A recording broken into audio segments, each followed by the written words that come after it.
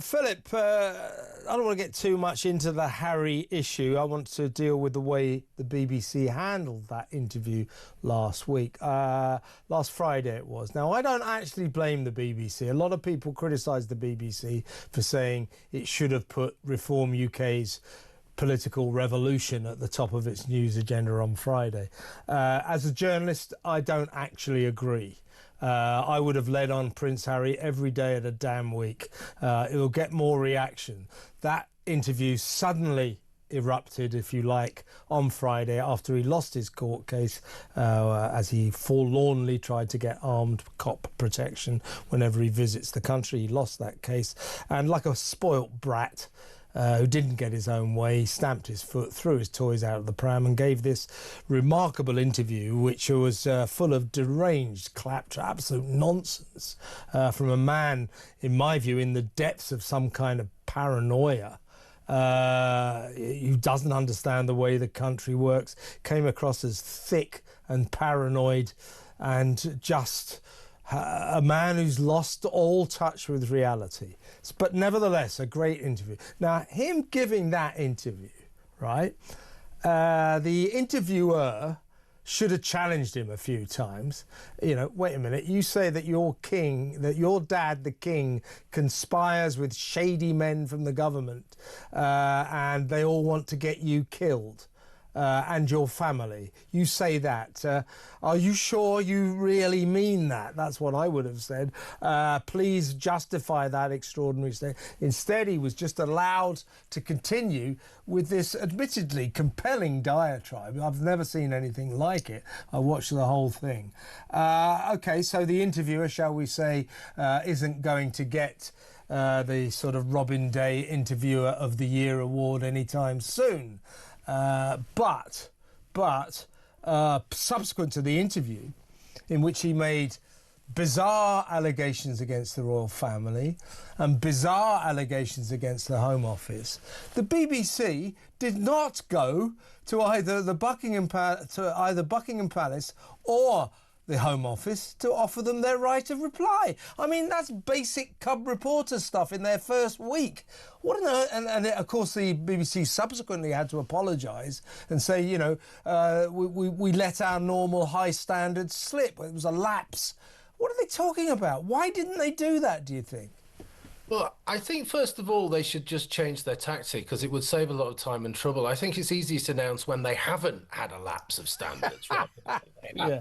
Because that way, it'd happen about once every 6 years, and all of a sudden, you know, they accidentally get a story right, and they could say, you know, we haven't hated the working class, we haven't loathed Brexit, we haven't been, our organisation hasn't been crazily anti-Semitic or biased. We got it right, and then we could celebrate it. You know, we could, like I say, once every 6 months, we could go out for a pint. You know, we could take the dogs. It'd be brilliant. You know, something to celebrate. So they are so bad at this stage, and as you've just said there, yes, okay, fine to go with the story because it was their story, it was an exclusive, and of course it's going to get huge exposure, absolutely.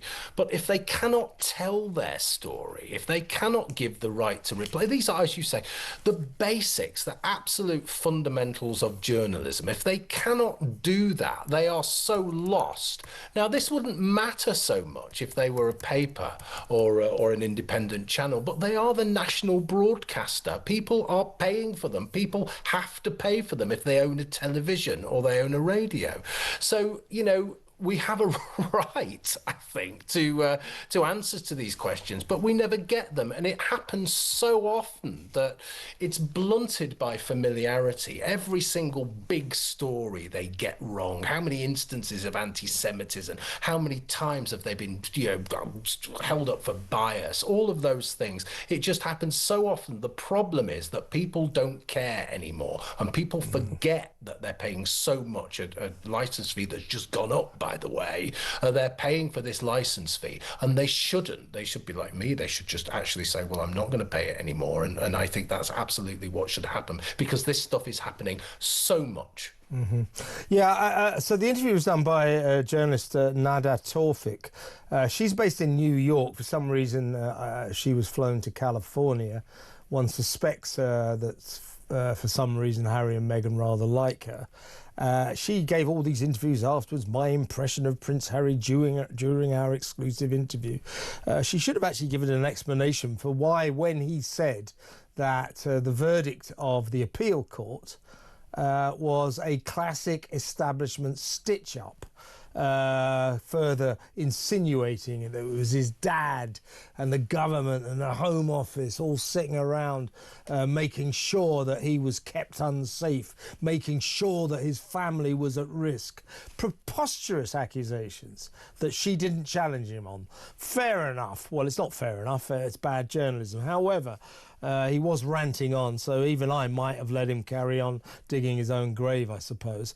But subsequent to that, I mean, the allegations are like kind of weird. I mean, they are so off the scale bizarre that the fact that the BBC didn't think we'd better find out what Buckingham Palace's response is, we'd better find out what the Home Office has to say about this. The fact the BBC didn't even think to do this, it's just jaw-dropping. I don't know.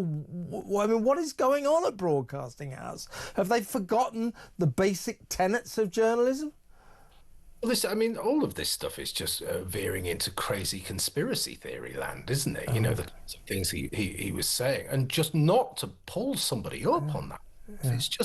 It's just insane. But it suggests to me that the intellectual level at the BBC is somewhere around the same thing. You know, bearing in mind that they take, you know, the Ministry of Hamas's information, they take that as gospel. You know, and this is a terrorist organisation we're talking about. Yeah. So they have a set of beliefs, and they have a set of, you know, absolutely anti-British beliefs, which is absolutely at the core of everything. And anything that will feed into that, they're perfectly okay with, and they won't question it at all. The other stuff, the stuff that plays against that, they're so crazily hypercritical that they just won't believe facts. Yeah. So it just comes back down to this whole conspiracy theory mindset. And you said before that he looked like he's got mental health problems, and the kid is suffering. And I agree, actually. I think Harry needs psychiatric help. I really. He's in a terrible place. He seems sad. He seems lost. He seemed furious. He seemed disturbingly paranoid about everything. I don't think that man is in a right place mentally. No, and for the BBC to let this play out, and for let him to let him say all of this stuff without at least engaging is absolutely negligent on their part as well. So it just falls down on every single level, and I just keep coming back to this idea of the license fee. We're paying for this. You know, I used to adore the BBC. I used to love the BBC. It was something to be proud of when I was growing up. Yeah. The BBC was something to be proud of, and all you have to do is look at the archive to see the quality. Now it's absolutely something to be ashamed of. Just to give you a little story, the BBC commissioned a documentary about life in Gaza. They get this documentary and they just put it on the telly. They didn't ask any questions about who was in it, namely that the main host was a kid who was the son of a Hamas terrorist, a Hamas minister. They didn't ask any questions, the BBC. Had to apologise afterwards. Harry, they don't ask any questions. They had to apologise afterwards. Do you see a pattern emerging? I do. Philip, great to talk to you as always. Come on again very soon, please.